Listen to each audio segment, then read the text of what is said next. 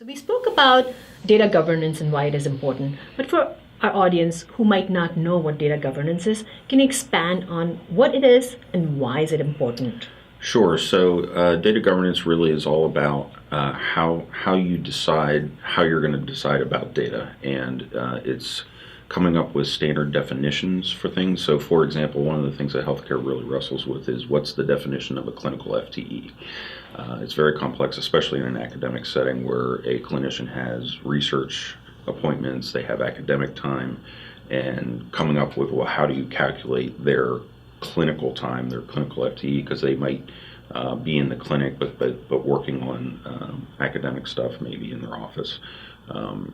So it becomes challenging. So getting agreement across the organization to say this is our definition of what a clinical FTE is.